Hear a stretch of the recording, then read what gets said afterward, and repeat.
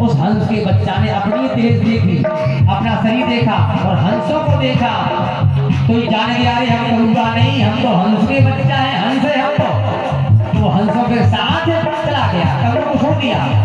उसी प्रकार से हम लोग भी हंस के बच्चा है, हम लोग भी करूँगा अपने आप को मान बैठे, क्यों? क्योंकि माया का कीचड़ हम सबके लगा हुआ है, हम भी माया के कारण काले हो गए। हम लोग भी हंस के बच्चा है, और कौन से हंस के बच्चा? ईश्वर अंश जीवे अविनाशी, ईश्वर अंश जीवे अविनाशी, जीवे अविनाशी, जीवे अविनाशी, जीवे अविनाशी, जीवे अविनाशी, ईश्वर अंश जीवे अविनाशी, कलनामल सहज सुख राशि, कलनामल सहज सुख राशि।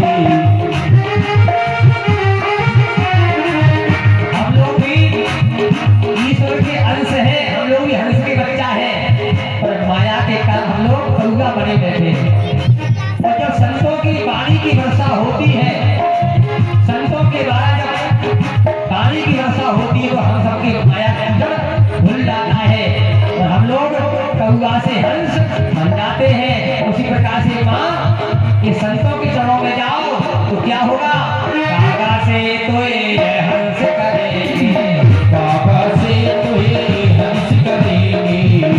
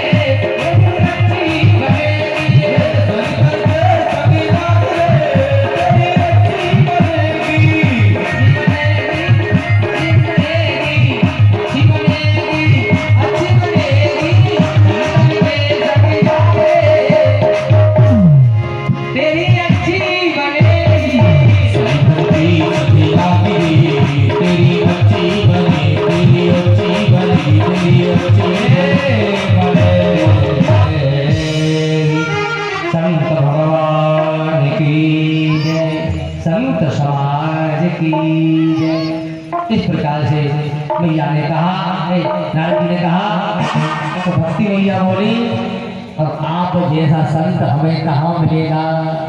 अब आप ही कृपा करो, हम तो आप ही के संग लग गए। नारद जी बोले जो अच्छो रहो, हमें रास्ता बताई, हमें पकड़ गए। नारद जी बोले मैया आपने हमारा आश्रय लिया है, तो हम तुम्हारे बच्चों को मैं जवान करूंगा। नारद जी ने क्या किया? अब नारद जी ने ज्ञान वैराग को होश में लाने के लिए वेद वेदांत घोषयिष्य गीता पाठिर्मुहुर्मुहुः बोधमानो तदा तेन कथं चित्तोत्थितो पलात्। नारद जी ने ज्ञान वैराग को होश में लाने के लिए बड़े बड़े वेदों को सुनाया। चारों वेद एक एक करके नारद जी ने चारों वेद सुना दिए। ज्ञान वैराग को थोड़ा सा चेतना आई और फिर बेहोश हो गए। अब नारद जी ने फिर गीता पाठ सुनाया, और गीता पाठ एक बार नहीं, गीता पाठिर मुहुर्मुहुः, मुहुर्मुहुः माने बारंबार बारंबार बारंबार बारंबार। गीता पाठ सुनते ही थोड़ा होश आता है और बंद सोई फिर गिर पड़ते। अब नारद जी के पसीना पसीना हो गया। जितनी हमारे झोला में चटनी चूरन थी हमने सब चटा दी, पर मरीज को बिल्कुल लाभ नहीं हुआ। अब क्या करें? अब नारद जी बड़े परेशान हैं। और जब संत परेशान होता है तो भगवान भी परेशान हो जाते हैं। जब संत चिंता करते हैं तो भगवान भी चिंता करने लगते हैं। जब नारद जी को चिंता हुई कि अब मैं क्या करूं, तो भगवान ने आकाशवाणी कर दी। हे नारद जी, व्योमवाणी तदेवा भूम मामहर्षे ख्यातामिति उत्तमा सफलस्तेयं भविष्यति न संशया। हे नारद जी, तुम बिल्कुल मन खिन्न ना करो, हम तुम्हारे साथ हैं। कौन कह रहा? आकाशवाणी। आकाशवाणी ने कहा, नारद जी बिल्कुल मन खिन्न ना करो, उद्यम करो, उद्यम करो, तुम्हें सफलता अवश्य मिलेगी। अब नारद जी बोले, सरकार अब हम उद्यम ही तो कर रहे थे। उद्यम माने प्रयास। मैंने वेद सुनाए चारों, ये उद्यम नहीं है क्या? ये प्रयास नहीं है? हमने गीता पाठ सुनाया, क्या ये उद्यम नहीं है? ये प्रयास नहीं है? और फिर भी आप कह रहे हो उद्यम करो सफलता मिलेगी। अब क्या करें उद्यम? तब पुनः फिर आकाशवाणी हुई। पुनः आकाशवाणी ने कहा, एत दर्थम तु सत्कर्मो सुरक्षेतुं समाचर तत्ते कर्मा विदास्यन्ति साधवा साधुभूषणा। नारद जी कहते हैं, मां, एक आकाशवाणी कहती है, नारद जी तुम सत्कर्म करो। सत्कर्म क्या है ये तुम्हें संत और साधु बताएंगे। सत्कर्म क्या है? सत्कर्म करो तो तुम्हारे ये ज्ञान वैराग जवान हो जाएंगे। अब नारद जी वहां से चले और चल कर के नारद जी संतों के पास पहुंचे, क्योंकि आकाशवाणी ने कहा था सत्कर्म क्या है ये साधु बताएंगे। तो साधु के पास नारद जी पहुंच गए। महाराज दंडवत, बताओ महाराज सत्कर्म क्या है? तो बड़े बड़े चंदन लगावे वाले, बड़ी बड़ी दाढ़ी रखावे वाले सिर नीचो करके चले गए। किसी ने उत्तर नहीं दिया नारद जी को सत्कर्म क्या है। क्यों? जिससे भी नारद जी पूछते सत्कर्म क्या है, जिस महात्मा से पूछते हैं वही कोई मौनी बन जाता। अरे बोलो महाराज, क्या नहीं बोल रहे? आज हमारी मौनी अमावस है, हम मौन धारण करें। कोई मौनी बन जाते, कोई कुछ बन जाते, कोई बिना उत्तर दिए चले जाते। कोई नारद जी को उत्तर नहीं दे पा रहा है कि सत्कर्म क्या है।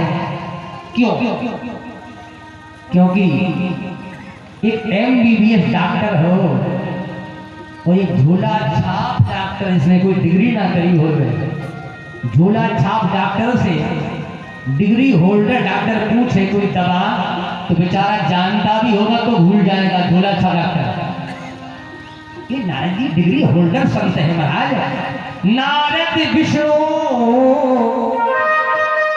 भगति पुण्य ज्ञानी। नारद जी है क्या? नारद भगवान विष्णु के भक्त हैं और पुण्य ज्ञानी। नारद जी ज्ञानी है और ऐसे महात्मा पूछ रहे सत्कर्म क्या है, तो कोई महात्मा उत्तर नहीं देता है। अब नारद जी परेशान, जब परेशान नारद जी भये तो अब नारद जी अपने भाइयों के पास गए, सनकादियों के पास, बद्री का आश्रम बद्रीनाथ में। और भाइयों ने जब नारद जी को रोता हुआ देखा, आंखों में आंसू है, नारद जी का मुख चिंतित है, तो नारद जी से पूछ दिया आज भाइयों ने कि हे नारद तुम क्यों चिंतित हो, कारण क्या है? तब नारद जी कहते हैं हमें भक्ति के कारण, भक्ति के बेटों के कारण हम चिंतित हैं भैया। नारद जी से पूछा क्या चिंता है? नारद जी ने उत्तर नहीं दिया। नारद जी की आंखों में आंसू आ रहे हैं। हम कहते गुरु वालों को धूप आए वाली है। नारद जी ने कहा हम चिंतित हैं, कारण क्या है? नारद जी उत्तर नहीं देते हैं। तो उसको शरद कुमारों ने पूछा हे भैया नारद क्या तुम्हारा किसी ने धन चुरा लिया? धन चुरा लिया तुम्हारा किसी ने, तुम चिंतित हो? और सुनो भैया नारद अगर तुम्हारा धन चुरा लिया हो किसी ने तो तुम्हारा कोई धन चुरा ही नहीं सकता है।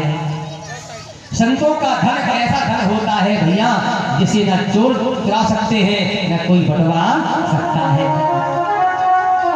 संतों का धन कभी कोई बटवा नहीं सकता। जानते हो हम सबका धन क्या है, संतों का धन क्या है। मीरा भी गाती है राजस्थान में, बेवाओं में कहती है, अरे पायो जी मेरे। चित्तौड़गढ़ का किला जब मैं गया कथा कहने, चित्तौड़गढ़ किला के थोड़ा आगे गया था मैं, तो दिन भर में चित्तौड़गढ़ का किला घूम नहीं पाया किसी ने। कितना बड़ा किला है, इतनी बड़ी मेवाड़ की महारानी थी मीराबाई। लेकिन जब मीरा से पूछा कि मीरा तेरे पास क्या है, तब कहती मेरे पास कुछ नहीं है। तो जब मीरा को गोपाल मिल गए, गिरधर गोपाल मिल गए, तब मीरा से पूछा मीरा अब तेरे पास क्या है, तब मीरा कहती है अरे पायो जी मैंने राम रतन धन पायो, पायो जी मैंने राम रतन धन पायो, पायो जी मैंने राम रतन धन पायो।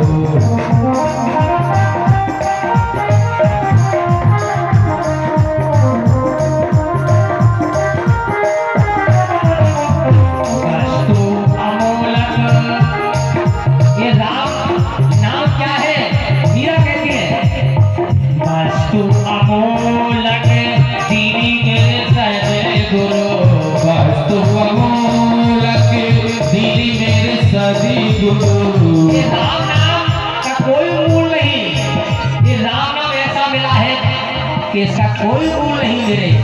वस्तु अमोलक दीनी मेरे सद्गुरु, वस्तु अमोलक दीनी मेरे सद्गुरु, लेकिन होत समायो पायो जी मेरे राम रतन धन पायो, पायो जी मेरे राम रतन धन पायो, पायो जी मेरे राम रतन धन पायो।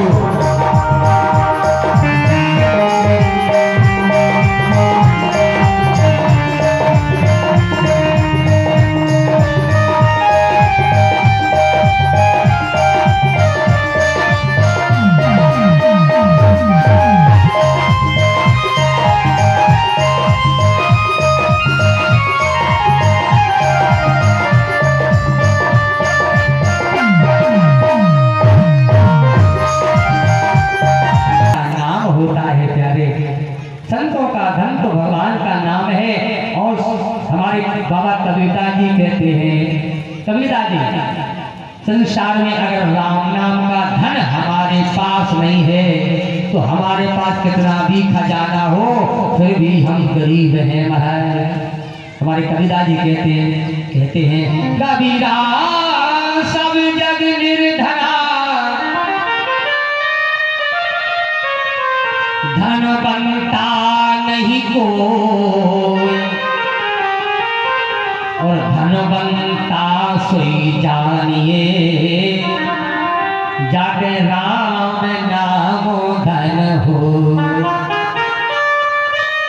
कितने भी हम अटारियां खड़ी कर ले, कितने भी हम जमीन जायदाद खरीद ले, कितने भी संपत्ति बान, गाड़ी बान, हाथी बान, घोड़ा बान हो जाए, यदि हम राम नाम का धन नहीं है तो हम सब गरीब के गरीब हैं। हमारे पास कुछ नहीं है प्यारे, हम सब निर्धन हैं।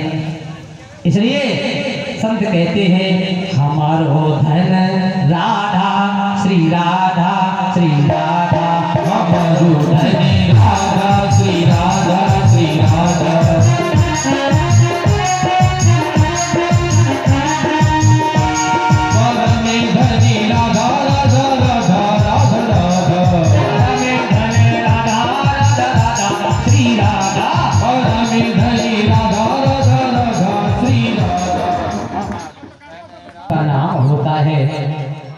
इसे कोई चुरा नहीं सकता, तो फिर तुम चिंतित क्यों हो।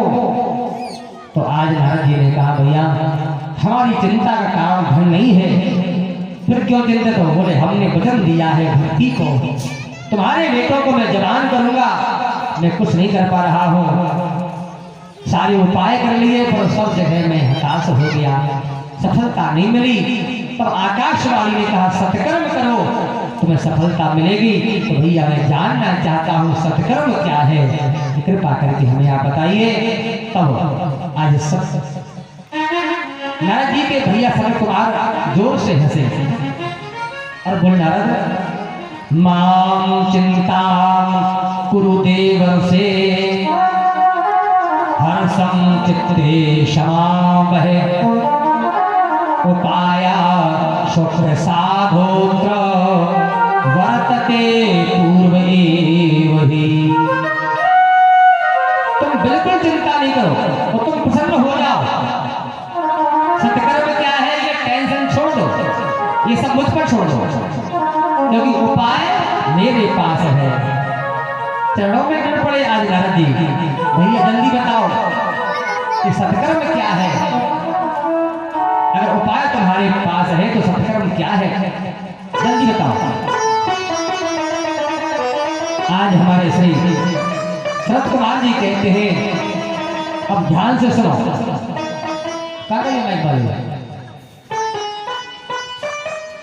सत्कर्म सुनो ध्यान से क्या है। सत्कर्म सूचको नूनम ज्ञान यज्ञाश्वतो बुधै श्रीमद् भागवतालापा सातु गीता सुखादिभिः। थोड़ी मोटी आवाज है, पति को होती है। सत्कर्म केवल एक ही है नारद जी, वो है श्रीमद् भागवत कथा। जीवन में जैसे श्रीमद् भागवत की कथा श्रवण कर ली, उसे सारे सत्कर्म कर लिए, कोई सत्कर्म बचा नहीं है। सरकारी कह रहे हैं। तो नारद जी ने बढ़िया बात पूछी जो हम सबके काम की ना। नारद जी ने कहा भैया क्षमा करना, आपने कहा सत्कर्म भागवत की कथा है, तो भागवत बनी किससे है? वेदों से। वेदों का जो सार व्याधि ने लिया वो भागवत का निर्माण कर दिया। तो ये बताओ भैया, जब वेदों से कुछ नहीं हुआ, जिससे ये भागवत बनी उन वेदों से कुछ नहीं हुआ, तो भागवत से क्या होगा? सनकादियों ने कहा नारद भागवत जब वेद कुछ नहीं कर पाए तो भागवत क्या करेगी? तो सुनो ध्यान से। सनकादि बोले आमूलाग्रम रसस्पृष्टा नास्ते नास्वादते यथा ना भूयाशं पृथक् भूता फले विश्व मनोहरा। किसी ने आम का फल खाया, सबने खाया आम का फल। कितना मीठा है आम का फल। और हम लोग आम का फल खाते खाते सोचें कि जब आम का फल इतना स्वादिष्ट रसीला मीठा है तो जिससे आम बना है आम का फल वो कितना मीठा होगा। तो हम आम का फल फेंक दें और आम के बाप से राम राम करें, लकड़ियां आम की डगारें खावें, तो जो स्वाद हमें आम के फल में मिला, जो काम आम का फल कर रहा है, क्या वो आम का वृक्ष कर पाएगा? तो क्या दूध भले सब जानते हो कि दूध से ही घी बनता है, लेकिन जो काम घी करेगा वो दूध नहीं कर सकता। घर में बेटी की शादी है, भंडारा है, यज्ञ है, और मिठिया ने शक्कर मांगी 1 कुंटल और हमने 5 कुंटल गन्ना डाल दिया माँ के आगे, ले बनाओ मिठाई। तो वो मिठाई बना लेगा? तो तुम कहोगे कि तुम पागल हो गए, गन्ना से तो शक्कर बनी है, लेकिन जो काम शक्कर करेगी वो गन्ना कर नहीं सकता है। उसी प्रकार से सनकादियों ने कहा नारद भले ही वेदों से भागवत बनी है, लेकिन जो भागवत काम करेगी वो भी वेद कर नहीं सकते हैं। चरणों में गिर पड़े नारद जी, वो कहते हैं कोई कितना भी किताबी ज्ञान प्राप्त कर ले, कितना भी किताबें पढ़ ले, लेकिन जब तक गुरुओं के पास जाकर इनका सही ज्ञान नहीं लेता तब तक इन शास्त्रों का, वेदों का यथार्थ ज्ञान प्राप्त नहीं कर पाता है। महाराज आज मेरा भाग्य उदय हो गया जो आप जैसे संतों का दर्शन हुआ है। भाग्योदय बहुजन्म समर्जितेन सत्संगं च लभते पुरुषो यदा। नारद जी कहते हैं कि भैया आप यही संत मुझे प्राप्त हो गए, हमारे कई जन्मों का पुण्य का फल मुझे आज मिल गया। जब जीव कई जन्मों तक पुण्य करता है तो पुण्य करते करते उन पुण्यों से उसका भाग्य बनता है, तो जब भाग्य उदय होता है तब उसे संतों का संग तो भगवान की कथा सुनने को प्राप्त होती है। अब नहीं समझे, फिर समझो इस बात को। जब हमारे आपके कई जन्मों के पुण्य इकट्ठे होते जब बहुत पुण्य इकट्ठे हो जाते हैं तो उनसे भाग्य बनता है। तो जब भाग्य का फल मुझे मिलता है तो भाग्य का फल संतों का दर्शन, संतों का संग, भगवान की कथा ही मेरे भाग्यों का फल मुझे प्राप्त होता है।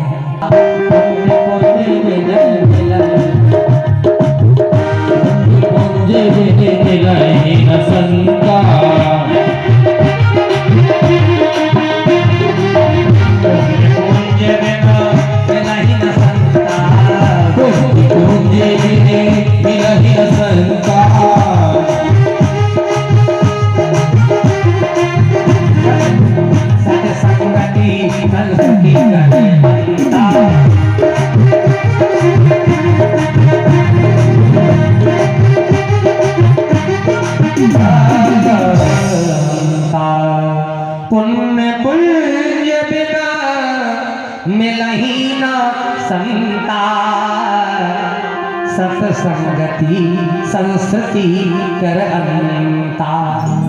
बिना पुण्य की पूंजी से हमें संत मिलने वाले नहीं है, वो संत के संग से ही हमारे आना जाना समाप्त होता है। महाराज नारद जी ने कहा, हे भैया अब कथा आपके ही मुख से सुनूंगा, जल्दी बताओ कथा कहाँ होगी, जगह आप बताओ, व्यवस्था हम करेंगे।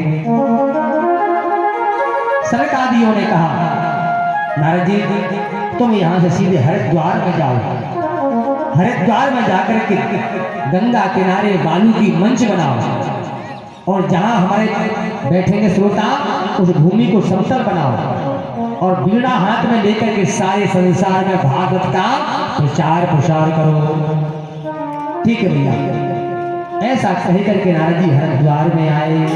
हरिद्वार धाम की गंगा में स्नान किया।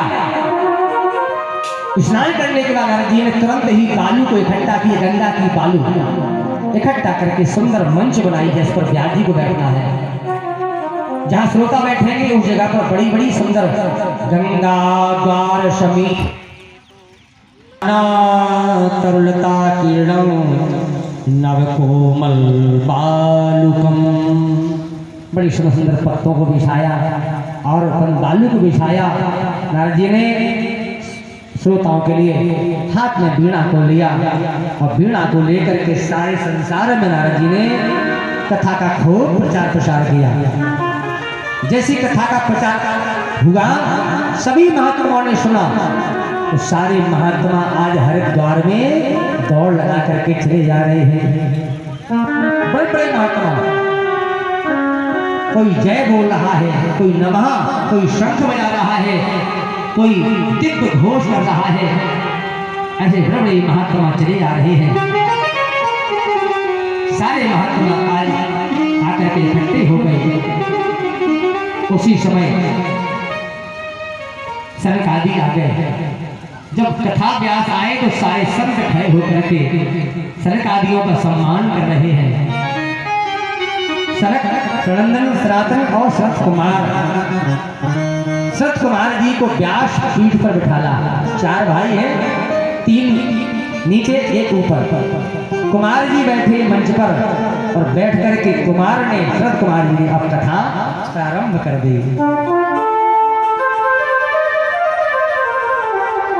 और बैठते ही श्रोताओं से कहा, ध्यान से सुनो। जब जब मानव शरीर प्राप्त हो गए तब तब इन कानों से एक काम हमेशा करते रहना। कौन सा काम? संकादी बोले, सदा से प्यार, सदा से प्यार श्रीमद् भागवती कथा यस्याः श्रवण मात्रेण हरिश्चित्तं समास्त्रे, हरिश्चित्तं समास्त्रे। जब जब मानव शरीर मिले मेरे श्रोताओं, तब तब सदा से प्यार, सदा से प्यार श्रीमद् भागवती कथा, इन कानों से हमेशा श्रीमद् भागवत की कथा हमेशा सुनते रहना, सुनते रहना। श्रोताओं ने पूछा, महाराज इससे लाभ क्या होगा? हम क्यों सुने भगवान की कथा, क्या लाभ? तब हमारे सरकार भी कहते हैं ये श्रोताओं, जो भगवान की कथा सुनता है उससे यस्याः माने इससे, यस्याः श्रवण मात्रेण, इस कथा को सुनने मात्र से हरिश्चित्तं समाश्रयेत्, उस श्रोता के हृदय में हरि विश्राम करके हृदय में निवास करते हैं। जो भगवान की कथा हमेशा सुनता रहता है कानों से, उसके हृदय में हमेशा को हरि विराजमान हो जाते हैं। और जो कथा नहीं सुनता, इसके माने उसके हृदय में हरि विराजमान नहीं होते। सरकारी बोले, बिल्कुल सही समझा। जो भगवान की कथा नहीं सुनता है उसके हृदय में कभी भगवान का वास नहीं होता है। फिर कौन बैठता है उसके हृदय में? क्योंकि जगह तो खाली कभी रहने वाली नहीं है। बोले जब जीव के हृदय में भगवान नहीं बैठते हैं तो फिर आतंकवादी घुसपैठ करते हैं। जहां सुरक्षा पर हटी कि आतंकवादी घुसे। अभी आतंकवादी है कौन? जो हृदय में घुसपैठ करते हैं। बोले ये है काम, क्रोध, मोह, लोभ, माया, मत्सर, ईर्ष्या और डाह है। जब हृदय देखते हैं खाली हृदय है तो हमारे हृदय में काम, क्रोध, मोह, लोभ, माया, मत्सर, ईर्ष्या, डाह ये घुसपैठ करते हैं और घुस करके डेरा हृदय में जमा लेते हैं। और जब हृदय में काम, क्रोध, लोभ, मोह, माया रहेगी तो हम भगवान को जीवन में प्राप्त नहीं कर पाएंगे। इसलिए कथा सुननी चाहिए, जिससे सुनने मात्र से हमारे हृदय में जो घुसपैठिया बैठे हैं ये भगवान के घुसते ही ये सब भाग जाते हैं। तो ये भागे भगवान हृदय में बैठे तो हमारा हृदय निर्मल हो जाता है, हमारा हृदय साफ हो जाता है। इसलिए कथा सुनना चाहिए। और सुनो, शरद कुमार जी ने कहा, हे श्रोताओं, जिसने मानव तन प्राप्त करके इन कानों से भगवान की कथा नहीं सुनी, वो जानते हो कैसा है? वो चांडाल वच्च खरवत तेन नीतम मिथ्या सुजन्म जन्म न जननी निज दुख भाजा। जिसने मानव तन पाकर हे श्रोताओं इन कानों से भगवान की कथा नहीं सुनी, वो चांडाल है, चांडाल है।